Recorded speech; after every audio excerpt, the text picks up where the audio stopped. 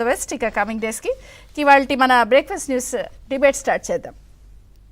జనరల్గా అంటారు కదా, ఉందిలే మంచి కాలం ముందు ముందున అందరూ సుఖపడాలి నందనందన అన్నట్టు.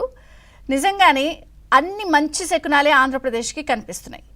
ఒక పక్కన అది ఒకరికో ఇద్దరికో కాదు, యావత్ ఆంధ్రప్రదేశ్ 5 కోట్ల ప్రజానికానికి, కూటమి పార్టీలకి అందరికీ కూడా ఒక రకంగా భవిష్యత్తు కళ్ళ ముందు కనిపిస్తోంది. ఒక రకంగా మంచి శకునాలు కనిపిస్తున్నాయి అన్నీ. ఏంటి అని అంటే, ఎందుకంటే ఎప్పుడైనా సరే ఎవరికైనా కూడా భవిష్యత్తు విషయంలో కొంచెం ఖచ్చితంగా ఒక ప్లానింగ్ ఉండాలి. ప్లానింగ్ లేకపోతే వాళ్ళు గాలివాటంగా కొట్టుకెళ్ళిపోతారు. ఫ్లో ఎలా ఉందంటే అలా వెళ్ళిపోతూ ఉంటారు. ఏం చేస్తున్నామో అర్థం కాదు, ఎలా వెళ్తున్నామో అర్థం కాదు, దిశానిర్దేశం లేకుండా అయిపోతాం.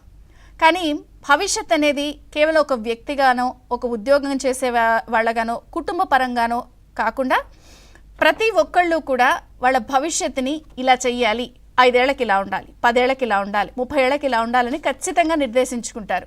వ్యక్తులైనా, కుటుంబమైనా, రాష్ట్రమైనా, పాలకులైనా సరే. మరి ఈ నేపథ్యంలో మనం చూసినప్పుడు ఈ ప్రణాళిక వేసే విషయంలో, భవిష్యత్తు ప్రణాళికలు రూపొందించే విషయంలో ఆంధ్రప్రదేశ్ సీఎం చంద్రబాబు నాయుడు గారు మాత్రం ఖచ్చితంగా అనుమానమే లేదు, ఆయన ముందు వరుసలో ఉంటారు. కేవలం తన కుటుంబమే కాకుండా మొత్తం 5 కోట్ల ప్రజానికానికి సంబంధించిన భవిష్యత్తు ప్రణాళికలు ఇప్పటికీ 2047 విజన్ డాక్యుమెంట్తో ఆయన ముందుకు వెళ్తున్నారు. తాజాగా అసెంబ్లీ వేదికగా కూడా ఆయన జిల్లాల విజన్ డాక్యుమెంట్ని ఆవిష్కరించారు.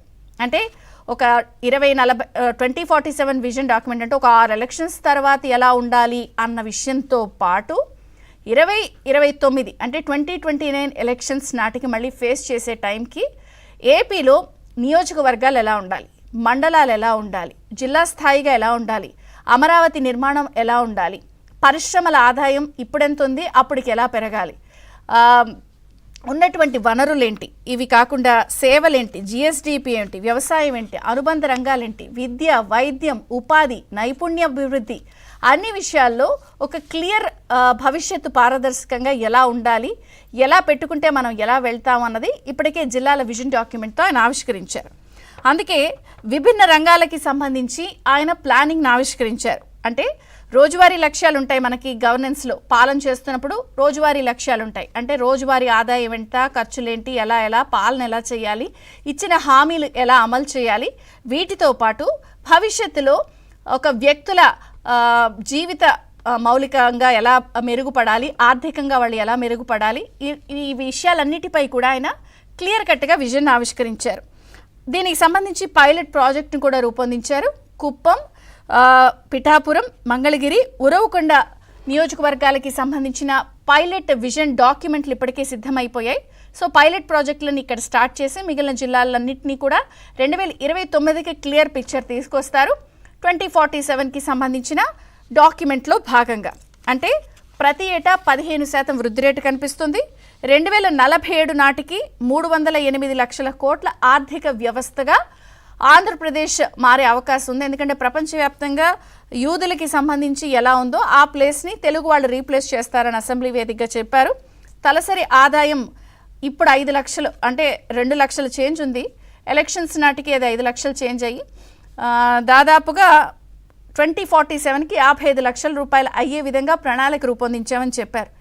అయితే ఇక్కడ ఒక విషయం, ఈ నెంబర్లు, కోట్లు, ఇన్ని జిఎస్డిపిలు ఒక సామాన్యుడు ఎవరన్నా సరే, కూరగాయలు అమ్ముకునేవాడో, పళ్ళు అమ్ముకునేవాడో చూసినప్పుడు అబ్బే ఇదేదో మన సబ్జెక్ట్ కాదురా, ఏంట్రా ఈ లెక్కలని అనిపిస్తుంది. కానీ వాళ్ళ జీవిత ప్రమాణాలు మెరుగుపరిచేవే ఈ విజన్ డాక్యుమెంట్ అనేది ప్రతి ఒక్కళ్ళు ఇక్కడ అర్థం చేసుకోవాలి. ఇదేదో మన సబ్జెక్ట్ కాదు, మన వ్యవహారం కాదు అన్నట్టుగా కాకుండా మనకి సంబంధించిన తలసరి ఆదాయం ఎలా మెరుగుపడబోతోంది ఈ లక్ష్యాలన్నిటితో. ఎందుకంటే విజన్ 2020 అన్నప్పుడు కూడా ఎవరికి అర్థం కాలేదు, నవ్వారు. ఆ విషయాన్ని స్వయంగా ఆయనే చెప్పారు. బట్ దాని ఫలితాలు ఈరోజు ఐటీ పరంగా కానీ, వివిధ సెక్టార్ల పరంగా కానీ మనిషి యొక్క జీవన ప్రమాణాలు ఎలా మెరుగుపడ్డాయి అనేది కళ్ళ ముందు కనిపించాయి. కాబట్టి ప్రతి ఒక్కళ్ళు కూడా కొంత కనెక్టెడ్గా ఉండండి, హ్యూమన్ టచ్ ఇందులో ఉంది, ఎలా బాగుపడుతుంది అనేది కూడా చెప్పారు. అలాగే వ్యవసాయానికి సంబంధించి కూడా క్లియర్ కట్గా అన్ని విషయాలు లెక్కలు చెప్పారు. ఇప్పుడు 5 లక్షల 17 కోట్ల రూపాయలు ఉంది. 29 నాటికి అది 8.91 కోట్లు వస్తాయని, పరిశ్రమల విషయంలో, సేవల విషయంలో, జిఎస్డిపి విషయంలో, అలాగే ఒక 10 సూత్రాలను నిర్దేశించుకుని కూడా ముఖ్యమంత్రి గారు వెళ్తున్నారు. అంటే పేదరిక నిర్మూలన, ఉద్యోగ ఉపాధి కల్పన, నీరు, నైపుణ్యం, డీప్ టెక్, స్వర్ణాంధ్ర, మౌలిక వసతులు, ఇవన్నీ కూడా మండలం, నియోజకవర్గం, జిల్లా వారీగా వీటిలన్నింటినీ రూపొందించారు. అలాగే వీటినన్నిటినీ కూడా ఎప్పటికప్పుడు సమీక్షిస్తారు. ఏదో డాక్యుమెంట్ వదిలేశారు, పాలన జరిగిపోతూ ఉంటుంది, ఇది ఊరికే కాగితాల పరిమితమే అన్నట్టుగా కాకుండా ముఖ్యమంత్రి గారు ఈ చెప్పిన అంశాలని ఎప్పటి వరకు కూడా ఎంత మేర అమలవుతున్నాయి, ఎంత మేర ఇంత పనులయ్యాయి అని సమీక్షిస్తారు. ప్రతి 2 నెలలకు ఒకసారి చీఫ్ సెక్రటరీ దీన్ని సమీక్షిస్తారు. ముఖ్యమంత్రి గారు 3 నెలలకు ఒకసారి విజన్ డాక్యుమెంట్ని సమీక్షించి ప్రోగ్రెస్ రిపోర్ట్ని కూడా మేము చెప్పింది ఇది, ఇంతవరకు అయ్యింది, ఇలా వెళ్ళబోతున్నాం అనే విషయాన్ని ప్రోగ్రెస్ రిపోర్ట్ను కూడా ప్రజల ముందు ఉంచుతారు. మరొక పక్కన కేవలం జిల్లాలు విజన్ డాక్యుమెంటే కాకుండా అమరావతి, పోలవరం నిర్మాణాల విషయంలో కూడా నిధులు ఇప్పటికే సమీకరించారు. అమరావతి విషయంలో కూడా చూస్తే మనం 31,000 కోట్ల రూపాయల నిర్మాణానికి సిద్ధంగా ఉంది. సిఆర్డీ ఒక 40,000 కోట్ల రూపాయలను ఆమోదించింది. టెండర్ల ప్రక్రియ పూర్తయింది.